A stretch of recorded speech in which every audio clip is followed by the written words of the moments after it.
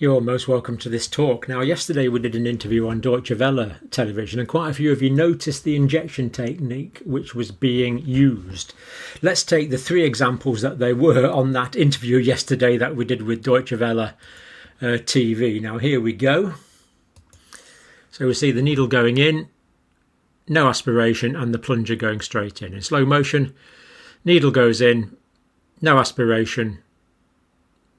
There's the needle fully in, and then the thumb goes down, injects straight away. No aspiration. Again, in and straight in without aspirating. Again, in and straight in. Let's just see that one again. So we go in, no aspiration at all, and we inject straight away without hesitation. Now that's what I would call in doing it blindly. You can't see where the needle's going. Now let me just show you what I mean on this this illustration we've got here. So this is the situation here. So here's the bone, that would be the humerus, where the injection, top of the humerus where the injection goes. So that's the skin here, then the muscle, then bone, and there could be a blood vessel you see in here. So if the syringe goes into there like that, then that's okay because it's in a muscle and you can inject, and that's absolutely perfect, straight into the muscle. But if by chance you inject and you can't see this, it ends up in a blood vessel, then you could end up giving the injection directly into the bloodstream when it would just pass around the whole body. So that's what we need to avoid. And of course I will be giving full evidence for everything I'm saying in the description below. Now let's have a look at an example from China where this was done much better. That's actually one from the States where they didn't aspirate. So this one's from China. In we go. Draw back, see that? Draw back and then inject. So nicely done, nurse from China. You know you're not in a blood vessel because you've drawn back first of all. Whereas that one from the States, they just went straight in. So nice and slow motion from China, so we've got it. So in we go, and we're going to draw back, make sure we're not in a blood vessel. If there's no blood, then we carry on with the injection. So nicely done from China. Now I want to give you an experience now of Jim from Taiwan. And this is Jim's experience. Let's just say it's very positive, and it's evidence that is really important, and I'll be telling you why what Jim says here is so absolutely vital. And let's just go straight on to it. Jim, thank you very much for this report. Jim in Taiwan. Hello, my name's Jim. I live in Taiwan. Yesterday I got my first shot of the local Taiwanese vaccine called Medigen. My Mandarin is not great, so I had Dr. Campbell's video showing how to aspirate a needle ready with me at the hospital. I learned, I thought, how to say in Mandarin, please aspirate the needle. But apparently I was wrong because the staff person who was there ready to inject me didn't understand what I was saying. There was some miscommunication. So she went to get a nurse who spoke English. And when I explained to the nurse what I wanted, she said, oh, the staff person had thought that you were saying that you wanted her to push out and pull out and push in the plunger several times, because we always aspirate the needle anyway. It's normal, because if we don't, she actually said, because if we don't, it's dangerous. We might hit a vein, and the injection could go directly into the vein when we want it to go into just the muscle. I said, okay, that's great. And then I watched them as they injected me and aspirated the needle. I thought, I asked them if they had ever had any injection where they aspirated the needle and they did see some blood in the needle, and they said yes.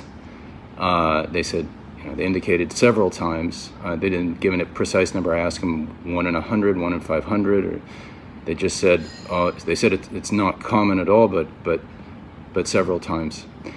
So I thought it would be interesting to access and take a look at the Taiwan VAERS report, the Vaccine Adverse Event Reporting System. They call it the same thing in Taiwan. So I went online and I tried to access it. I couldn't. It's not publicly available. You have to fill out a form, make a special request. I'm a writer, so I plan to do that. We'll see what happens. I thought it would be interesting to compare the rate of adverse events in a country that aspirates needles for the COVID vaccines with a country like the USA or the UK that doesn't. So I'll see where that goes. And I had a thought that it might be that the reason why young men tend to have higher severe adverse events after reactions after these vaccines, like say Kyle the mountain biker who Dr. Campbell interviewed in a previous podcast, is because they may have larger deltoids and therefore even larger veins in their deltoids. So, you know, this could put them at greater risk of receiving the injection into a vein when the needle is not aspirated. So that's all. Those are my that's my experience. Those are my thoughts. Thanks. Hello, my name's Jim. Excellent, I live excellent. in Taiwan. Thank you so much for that. Where am I? There I am, and the sound's back. Excellent. Now, I'm sure Jim's Mandarin is better than he's modestly saying there. The nurse there said they always aspirate. It is dangerous not to. So is this nurse in Taiwan wrong? In my view, no, she's not. Dangerous not to. She then used the correct technique on Jim, which of course I'm delighted about. They have seen blood several times. In other words, they've stuck the needle in, drawn back, and when they draw back, they have actually seen blood because they've been in a vein. Now, let me just show you. Well, I've shown you this before, but we'll just have a quick demonstration again. So if we go into the muscle and you draw back, then there'll be no blood goes into the syringe. That's fine. And then you can inject. But if you end up in a blood vessel by mistake and then you draw back, let me just show you what will happen, because remember that's full of blood and we don't want it to go into the circulation. So what will happen is if you're in a source of blood like that and you draw back, then you will immediately see the blood coming into the syringe and you know not to inject. That's what we mean by aspiration. So if you stick the needle in and you don't draw back, you're blind. You don't know whether you're in a muscle or you don't know whether you're in a vessel. You simply don't know. And the nurses in Taiwan seem to be well aware of this simple anatomical fact. Now, they've seen blood several times. Now, it's not common, but there again, these pericarditis and thrombocytopenia aren't common either. But if the injection is given intravascularly, it is my belief, and the evidence I'm going to give you below, is that increases the risk. So why aren't we doing it properly? Please do get that data, Jim. I would love to see that. I'm hoping to get some data from Denmark soon. I'm in contacting a professor in Denmark to try and get data because, of course, in Denmark they are aspirating.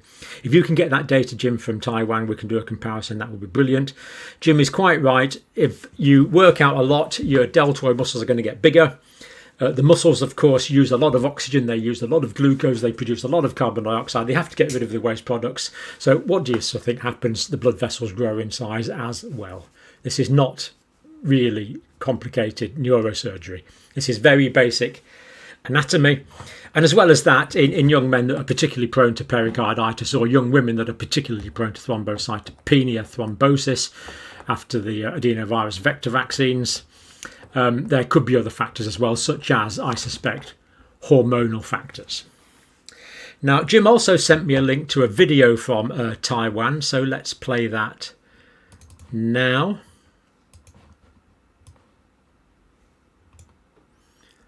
In, draw back, and then inject.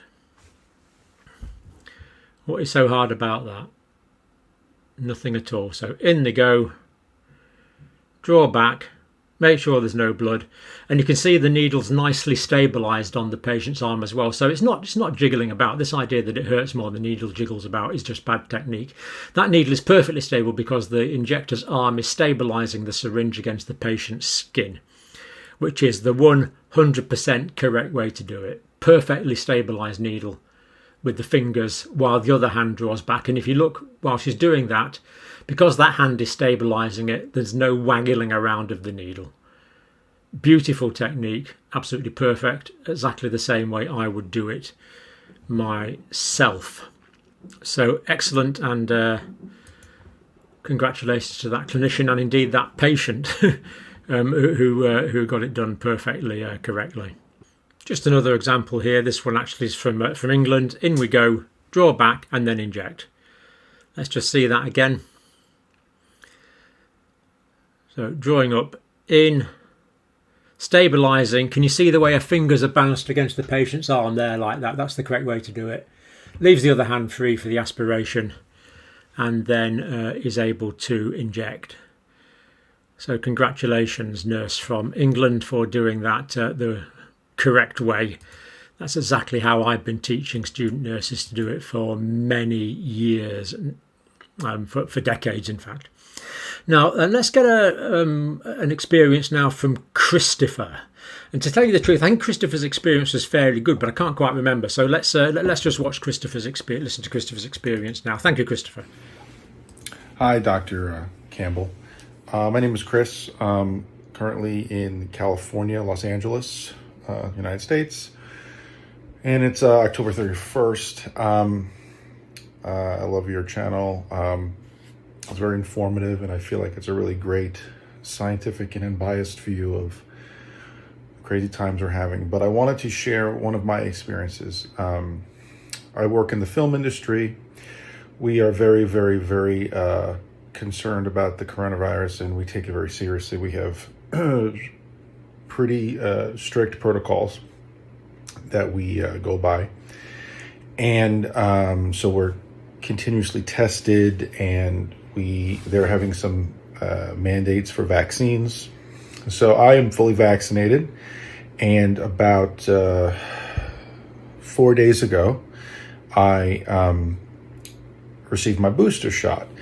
I wanted to be smart about this, and again, I've listened to a lot of what you've said, and I've did a lot of research myself. I also went to my doctor because I originally got the Johnson & Johnson one shot back in March, and I was trying to figure out if I should get a different booster, a different one, or if I should get a J&J. So after going to my doctor and speaking to him, he had stated that there were studies being done, which I know some that we've talked about here, and one of those was that if you have had a Johnson & Johnson shot, then you can mix and match, and you should.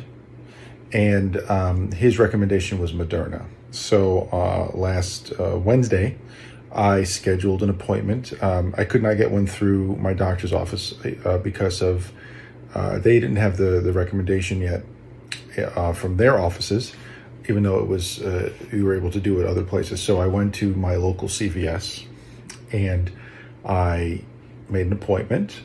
I went in there, showed them my vaccination card, and got prepped for the shot. When the pharmacist, or I guess pharmacist or nurse, came out to give me the shot, I asked them as respectfully as possible, and I said, look, I hope you don't mind, but I'd like you to administer it in a certain way. And they're like, what do you mean? And I said, would you do me a favor to aspirate the needle before you inject the vaccine? And I said, and hopefully you understand why I'm saying this. And this particular person, this pharmacist or nurse, knew exactly what I was talking about, and stated that they would totally do that for me without any problem. And so they administered the vaccine. He pulled back the plunger. There was no blood. And then he injected the vaccination. And it was a great experience. There was no confusion. And that was it. Now, the First day I didn't feel anything, but the following days I had a pretty robust response, and I'm just kind of getting back on my feet now. It's Sunday, so I pretty much just had sore arm, swollen lymph nodes, headache. I felt like I had a fever, but I don't think I actually had one. I never really went up past 99.6, and but I'm feeling really happy that I did it and that I got the Moderna shot, and looking for the future. So again, I just want to give you that experience. Again, it's a really positive one, and I'm glad I had a positive one. My son is 10, and I will be vaccinating him as soon as they approve it, hopefully next week. And we'll be doing the same process with where I go. So thanks again for all the information and all the positive information and just everything out there. You've been very helpful. So thanks again, and we'll talk soon. Thanks for that, Chris. Excellent. Glad to see you had a positive experience. That is brilliant. So booster after the Johnson & Johnson, of course, because we know that the protection against infection wanes with the Johnson & Johnson. Your doctor recommended Moderna. That's why we have doctors to make recommendations. The pharmacist or whoever was giving the vaccine there knew what aspiration meant. So many people simply don't know what it means. I was just saying, I talked to a registered nurse the other day who went to a particular high street pharmacy in the UK, equivalent of CVS, I guess. Asked the pharmacist to aspirate, and they said, does that mean you inject some water before you squirt it in? Good grief, dearie me. People doing injections who don't know about injections. Now, okay, you did have some adverse effects there, the sore arm, feeling ropey, headache. These things happen, but you seem to be feeling better now, so I'm pleased about that. And of course, now your level of protection will be pretty high, which of course is good news. So thank you for that, Chris, and thank you for Jim for sending that in as well. So thanks to Jim and Chris. Really appreciate your experiences, both positive in this case, and both know you had an intramuscular injection, not an intravascular injection. So because your clinicians drew back, they knew they were not in a vein. They drew back, didn't see blood, so then they could inject, knowing it's going into the muscle, like that, where it will stay in the muscle for a period of time. The vaccine will go into the muscle cells. The muscle cells will make the antigen, and that will generate the immune response, rather than going into the vein directly, where it will circulate immediately all around the body because it's inside a blood vessel. So there we go. Lots of evidence posted below. Thank you for watching.